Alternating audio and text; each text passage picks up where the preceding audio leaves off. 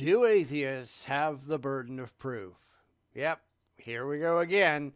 It never gets any better because the religious just don't care. This is just a desperate attempt to avoiding having to back up their own claims because we all know they can't. So this is going to sound really, really familiar because religious bullshit, it never changes, does it?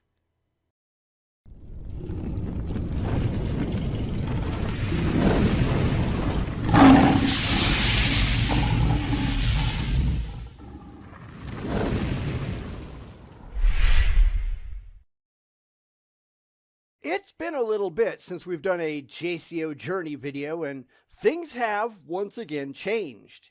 He had changed the name of his channel to his name, and now, at least for the moment, it's Challenge to Change. But I'm just going to keep calling it JCO because it's a lot easier that way. Not an insult or anything, but I'm just doing it for continuity.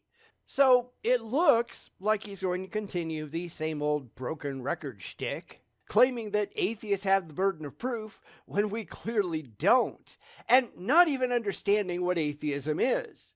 But hey, I've had requests that I continue.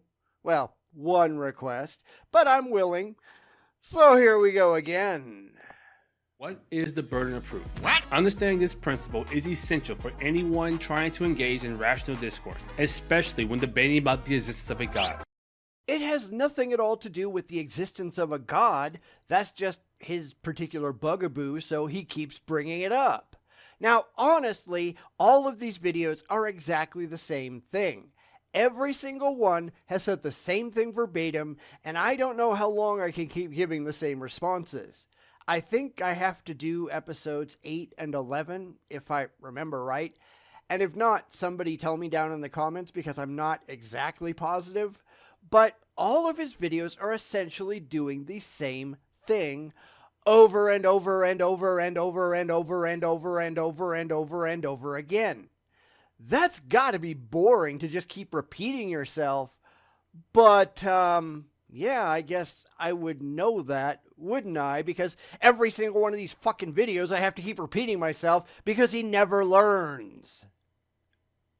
In philosophy, the burden of proof, or the Latin phrase onus probating, which I probably got this wrong horribly, refers to the duty of a person making a claim to provide evidence or reasoning supporting their assertion. Yes, we know what that is. You have made it very clear over and over and over and over and over and over and over and over again. 6 times now, in fact. Granted, he's gotten it wrong a lot too, and I've had to correct him. Not that he cares, because that's not how this format works, and I've heard from people who've talked to him that he just doesn't give a shit at all. But he doesn't seem to be taking any of the comments in his own videos, correcting his misconceptions seriously at all, because he doesn't care. And just for the record, his upvote to downvote ratio on this video, at least at the time that I'm writing it, is 14 up and 45 down. So it's not like he doesn't know that most people disagree with him. He just doesn't care. And that's kind of a problem, isn't it? Simply put, the burden of proof is the responsibility to prove one's claim. I agree. Funny how the religious can never manage it, can they? Because this is really just a response to the failure of their own side. We can't prove that what we're saying is true, but that's okay because I'm going to project that failure onto others and pretend that they're making claims that they can't support too. Except we're not, and even if we were, that doesn't change your burden of proof. What we do is entirely irrelevant to what you need to do. So he has to go to extreme lengths to make believe otherwise because he desperately wants to believe, even though he has no good reason to do so. It's like this guy took an intro to philosophy class and he never got over it. There's a lot of those people out there, sadly. So let's just move on. This is crucial for maintaining rational discourse and preventing the acceptance of unfounded beliefs. Yet, you can't look in the mirror, can you? Because the burden of proof doesn't only apply when dealing with other people. You have an implied burden of proof to be able to justify your own beliefs to yourself. Yet the religious, they don't care about that at all, do they? It sounds good to me is about as far as they go. But it doesn't matter what sounds good to you. It matters what you can rationally justify with evidence and logic, and they're not remotely interested in any of that, are they?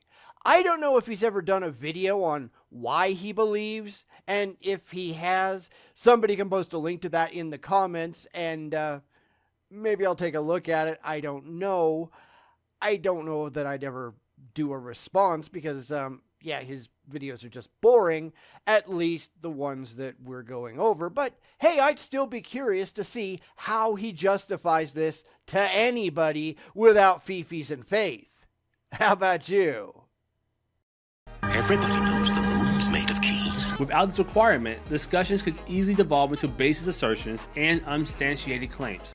Oh, so he does know what it's like talking to the religious, because that's all they've got. My book says the thing in I Have Faith are about as far as most theists are capable of going, and that is not remotely impressive.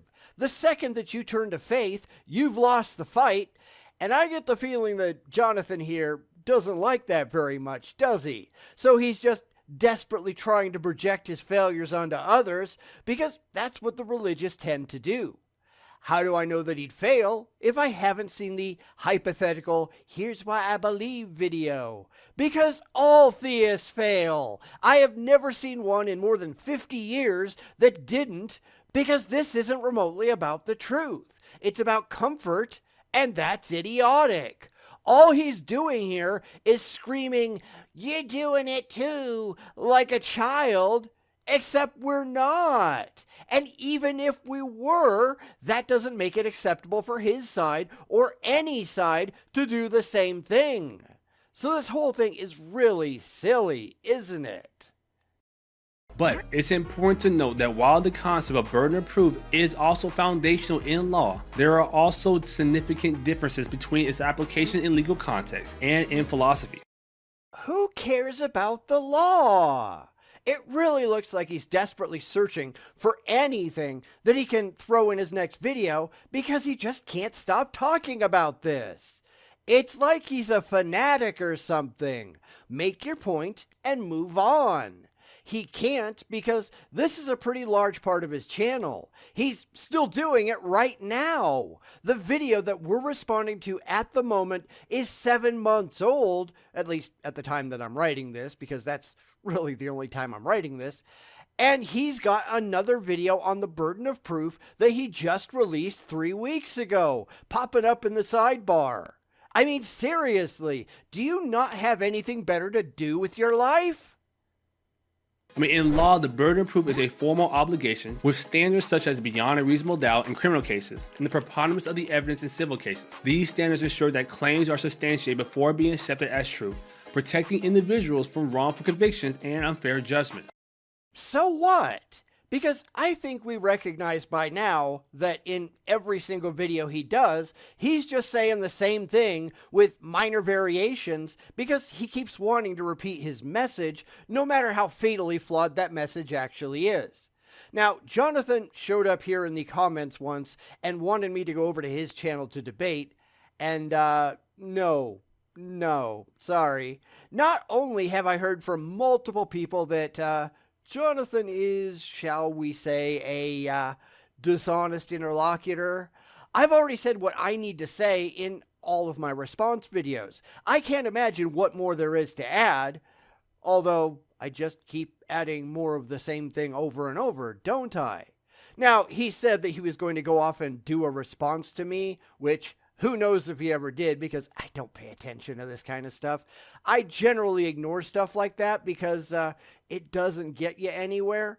But if somebody would like me to respond and has gone and looked at his response video, assuming he actually did one, hey, I would take that under advisement. I mean, I haven't been to his channel since I added the first 9 of his burden of proof videos, and I've been doing these things since last October. And it's not just him. I'm like this with pretty much every theist. I am not subscribed to a single religious channel at all. I don't spend my time stalking these morons. they're just not important. If I see a video go by that I think I want to do, I stick it on the list. Otherwise, no thanks. These things go by the thousands, and I don't think I've seen a single worthwhile one yet. However, while in philosophical discussions, there usually isn't a third party like a judge or jury to determine if the burden of proof has been met. Indeed it is. And where one or both parties are unrealistic in their determinations, mostly we just stop talking to those people, don't we? It's a complete waste of time, and I'm sorry, but Jonathan here is a complete waste of time. Why? Because he has no evidence to support his own burden of proof, and he's just trying to project his failures onto others. He doesn't understand the conversation going on because he just assumes that everyone is just like he is. All positions are synonymous to his position just because he says so. We're all the same, and that's his problem, not ours, because we're not. So while trying desperately to wiggle out of his own burden of proof, after all, he is inherently making a positive claim about reality that some God is real, he knows that he cannot discharge his requirements, so he just points his fingers outwards and screams, "You're doing it too," as if that actually means anything. Because even if he was right and atheists were doing what he claims, which we're not, or at least I'm not since I don't get to speak for anybody but myself, that changes absolutely nothing because he still needs to back up his own claims. And he can't. Big surprise there. It is subjective and based on the perspective of the parties involved to adequately determine if the burden of proof is met. For example, a person may state God is real because the Bible says so. Which doesn't mean a damn thing because you're just moving the goalposts. Now, you have to prove that the Bible is reliable, defensible, evidentially supportable, any of that, and good luck on that because you're going to need it. That is not an actual defense. Of course, the religious take that on faith, which is why faith is so utterly meaningless. This is why when you put fanatical believers in two different religions in a room together, things get heated because both of them are going to do the exact same thing, and both of them are going to fail for the exact same reason. The Bible is true. No, the Quran is true. No, the Vedas are true.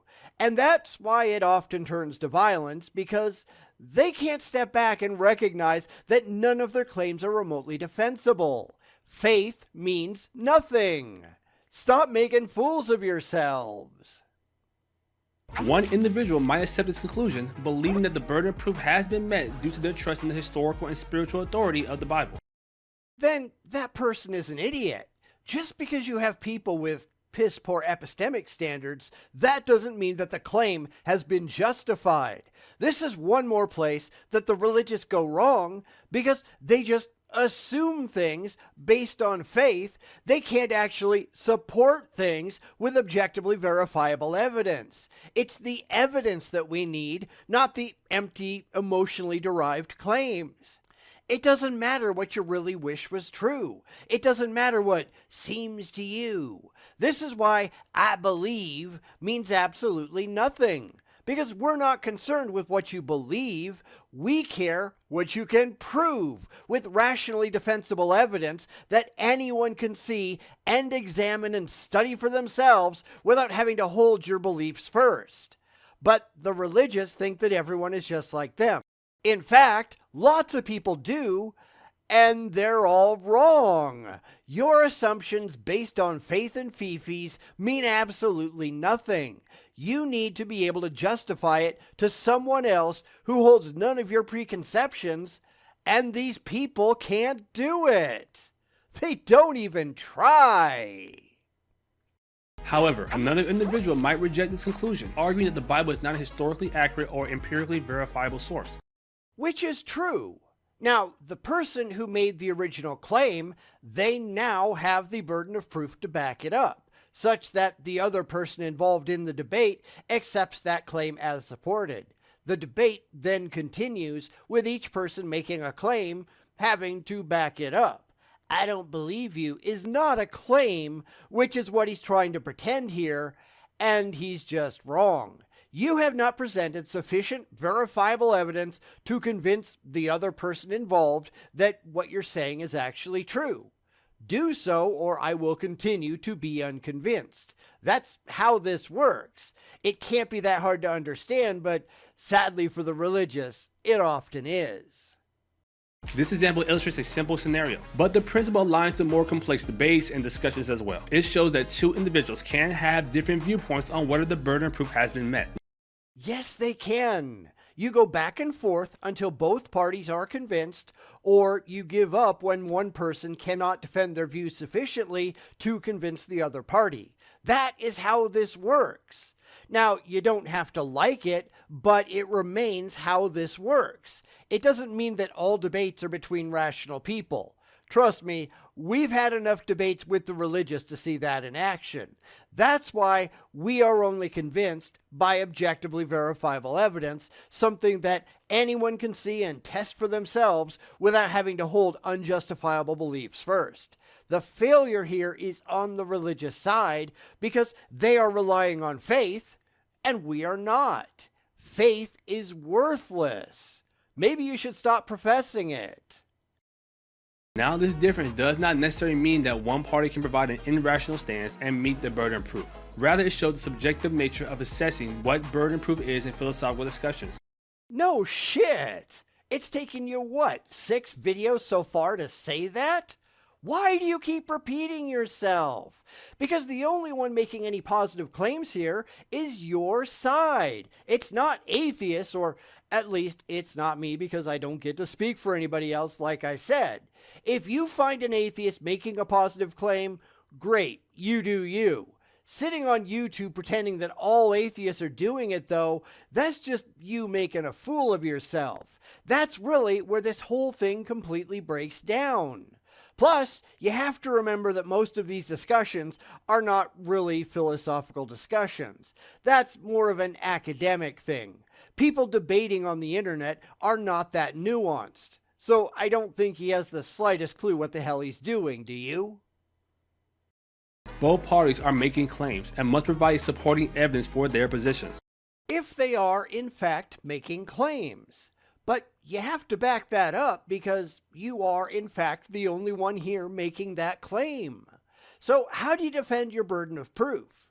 Well, from past experience, we know it's just by making more claims. But that doesn't make any of it true, because he's really just talking to himself and his own side here. Atheists are not part of this discussion at all. He doesn't want to talk to us. And if you read the comments on his own videos, he's just repeating his claims to his detractors, and they're all just laughing at him. Claims do not provide support for other claims. You need to get to the objective evidence, and he's not even trying. There's no effort going on here whatsoever. I believe it, but that doesn't make it true. That's why you need evidence, things that you can point to outside of your own head. And he's not even trying to do that. And that's pathetic. But there is no universal standard to determine conclusively whether the burden has been met. The burden of proof serves as a crucial safeguard against accepting propositions without sufficient justification. You mean like you do?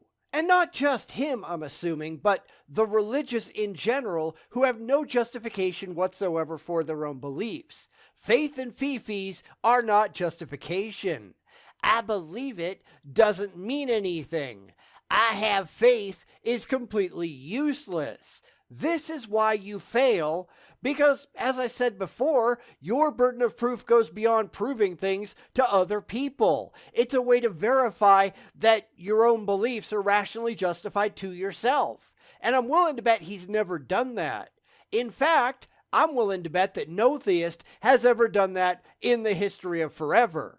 Even if they try, and most never do, but for the ones that do, they get to a certain point and they just throw up their hands and say, well, it sounds good to me. But that is not enough. It never has been, and it never will be, especially since everything they believe on faith is so pathetically worthless.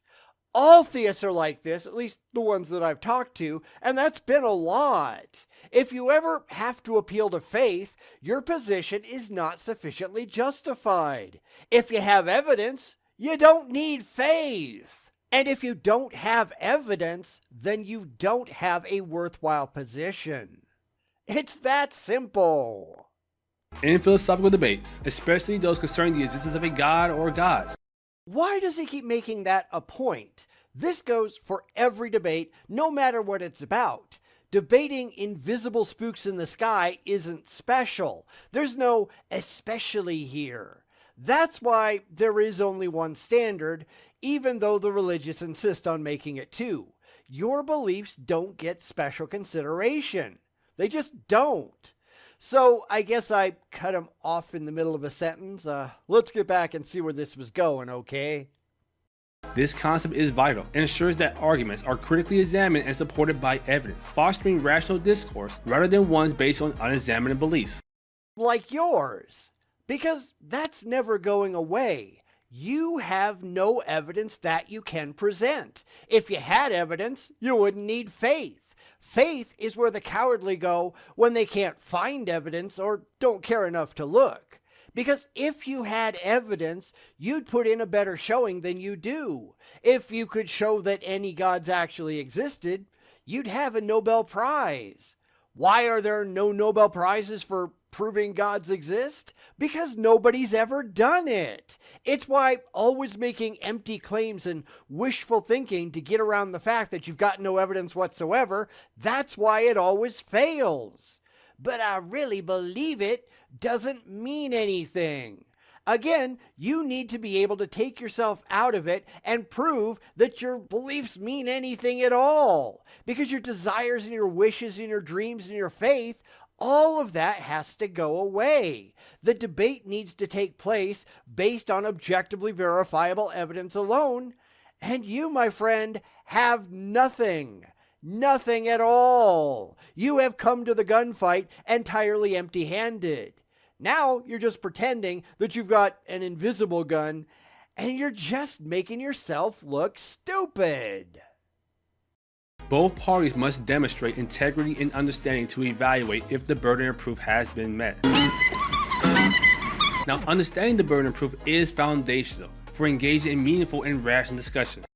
Seriously, he has repeated that line, or close to it, many times in just this video alone, but he's shown no understanding of what it actually means. First off, meaning doesn't mean anything, at least not in the sense that the religious tend to intend. Nobody cares what you like. Nobody cares if you get the emotional validation that you desire. This is completely irrelevant. The goal is to come to a more accurate and defensible understanding of the common reality that we all share, or think we share since, the problem of heart solipsism and all. How it makes you feel is entirely irrelevant. Nobody cares. Rational? Yes. What is rational? Based on or in accordance with logic or reason rather than emotions or feelings. No fee-fees required. Hell, no fee-fees allowed. It is making decisions based on factual evidence and sound judgment, and this is not something that the religious can do, at least not when it comes to their heartfelt beliefs. This is why they fail, and that's not exactly a surprise. In philosophy, this principle helps ensure that the claims are substantiated and critically examined. By recognizing the importance of the burden of proof, we can contribute to more thoughtful and reasonable discussions about the belief and disbelief in the existence of a God. Seriously, he's just saying the same thing over and over and over again. I don't just mean in different videos, I mean in the exact same video. Is there something wrong with this guy? I'm starting to wonder. So if he says it again, we're just going to fast forward, and honestly, I think the next video we're going to do is number 8 and then number 11, because I'm tired of explaining where he's wrong a dozen times over in the same video, and him just repeating his misconceptions verbatim. I mean, that is kind of the format, but he's been corrected on this over and over and over and over and over again in the comments on his own videos, And clearly, he not only doesn't get it, he just doesn't care. And that was actually the end of the video, so I didn't have to fast forward through anything. That was lucky. I am just going to jump to number 8 and then number 11, and if anyone has any specific requests after that, please let me know down in the comments, because I am really tired of sounding like a broken record. I think he's got some problems upstairs. Jonathan seems a little special, if you know what I mean. That's not meant to be insulting, but I see a lot of theist content that seems to be on the spectrum somewhere, because I think a lot of these people have problems. They have never learned how to grow up and deal with reality. Then, when they're called out on it, they just make excuses, just like Jonathan is doing in this series, because they can't deal with the fact that the problems, they're all on their side. They don't have the evidence to support their claims, but they just really, really want it to be true, so bald rationalizations ahoy. But that doesn't make it true, and it doesn't relieve their obligations. It just looks like they're trying to run and hide, and that's just pathetic. So anyway, what do you think? Let me know down in the comments below. If you want me to do any more of his content, especially like that response video if you ever did that, let me know that too with direct links, because I honestly can't be bothered to go and look on my own. This whole series has left a really bad taste in my mouth, because he clearly doesn't care what is true. He's just trying to get away from having to support his own claims with any demonstrable evidence. Because he has none. And what the hell else is new?